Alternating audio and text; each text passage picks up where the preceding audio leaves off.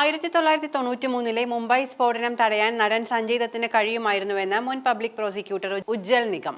മുംബൈ സ്ഫോടനങ്ങളുടെ ഗൂഢാലോചനയിൽ സഞ്ജയ് ദത്തിന് നേരിട്ട് പങ്കില്ലായിരുന്നുവെങ്കിലും സ്ഫോടനങ്ങൾ ഒഴിവാക്കാൻ അദ്ദേഹത്തിന് കഴിയുമായിരുന്നുവെന്നും പോലീസിനെ സഹായിക്കാമായിരുന്നുവെന്നുമാണ് ഉജ്ജൽ നിഗത്തിന്റെ അഭിപ്രായം.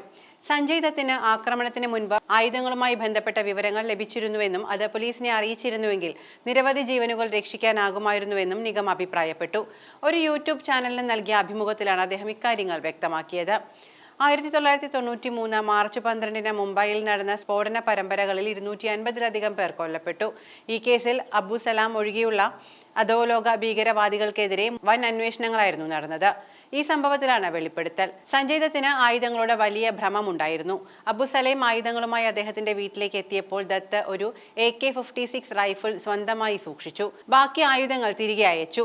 അന്ന് തന്നെ അദ്ദേഹം പോലീസിനെ വിവരം അറിയിച്ചിരുന്നുവെങ്കിൽ മുംബൈയിൽ നടന്ന ഭീകരാക്രമണം തടയാനാകുമായിരുന്നു എന്നാണ് നിഗം വ്യക്തമാക്കുന്നത്. അദ്ദേഹം വിവരങ്ങൾ പങ്കുവച്ചിരുന്നുവെങ്കിൽ അന്വേഷണം നേരത്തെ തന്നെ തുടങ്ങാമായിരുന്നു. ദത്തിന് അന്ന് വലിയ ഉത്തരവാദിത്തമുണ്ടായിരുന്നു എന്നായിരുന്നു നിഗം പറയുന്നത്. 1993 മുംബൈ സ്ഫോടന കേസിൽ ടെററിസം ആൻഡ് ഡിസ്റപ്റ്റീവ് ആക്ടിവിറ്റീസ് നിയമപ്രകാരം സഞ്ജയ് ദത്തിനെതിരെ കേസെടുത്തിരുന്നു. എന്നാൽ പിന്നീട് ഭീകരത ആരോപണങ്ങളിൽ നിന്ന് അദ്ദേഹത്തെ വെറുതെ വിട്ടുവെങ്കിലും അനധികൃതമായി ആയുധം സൂക്ഷിച്ചതിന് ശിക്ഷ വിധിച്ചിരുന്നു. കോൺഗ്രസ് MPയും നടനുമായിരുന്ന സുനിൽ ദത്തിന്റെ മകനായിരുന്നതിനാൽ വലിയ രാഷ്ട്രീയ കോളിളക്കങ്ങളാണ് സംഭവത്തിലുണ്ടായത്. സ്ഫോടനത്തിന് ദിവസങ്ങൾക്ക് മുൻപ് അധോലോക നേതാവായ അബു സലേം ആയുധങ്ങൾ നിറച്ച ഒരു വാഹനം സഞ്ജയ് ദത്തിന്റെ വീട്ടിലേക്ക് കൊണ്ടുവന്നിരുന്നു. ഈ വാഹനത്തിൽ ഗ്രനേഡുകളും AK-47 പോലുള്ള തോക്കുകളും ഉണ്ടായിരുന്നു. ആയുധങ്ങൾ കണ്ടപ്പോൾ ഇതിനെക്കുറിച്ച് നടൻ പോലീസിനെ അറിയിച്ചിരുന്നുവെങ്കിൽ പോലീസ് അന്വേഷണം നടത്തുകയും അതുവഴി മുംബൈ സ്ഫോടനങ്ങൾ തടയാൻ കഴിയുമായിരുന്നുവെന്നുമാണ് നിഗത്തിന്റെ അഭിപ്രായം.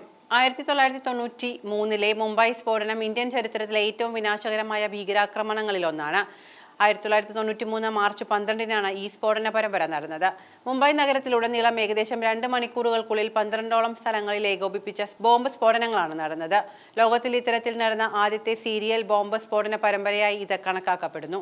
ഈ ആക്രമണങ്ങളിൽ 257 പേർ കൊല്ലപ്പെടുകയും 700-ലധികം ആളുകൾക്ക് പരിക്കേൽക്കുകയും ചെയ്തു. മുംബൈ ആസ്ഥാനമായുള്ള അധോലോക സംഘടനയായ ഡി കമ്പനിയുടെ തലവൻ ദാവൂദ് ഇബ്രാഹിമാണ് ആക്രമണങ്ങൾ ആസൂത്രണം ചെയ്തതും ഏകോപിപ്പിച്ചതുമെന്ന് കരുതപ്പെടുന്നു. ഇയാളുടെ കൂട്ടാളികളായ ടൈഗർ മേമൻ, യാക്കൂബ് മേമൻ തുടങ്ങിയവരും ഇതിൽ പ്രധാന പങ്ക് വഹിച്ചു.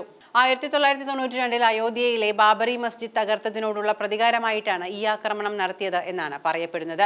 കേസിലെ പ്രധാന പ്രതികളിൽ ഒരാളായ യാക്കൂബ് മേമനെ 2015 തൂക്കിലേറ്റി. അബു സലേം, മുസ്തഫ ദോസ, താഹിർ മർച്ചന്റ്, കരീമുള്ള ഖാൻ തുടങ്ങിയ മറ്റു പ്രതികളെ കോടതി കുറ്റക്കാരായി കണ്ടെത്തുകയും ശിക്ഷ വിധിക്കുകയും ചെയ്തു.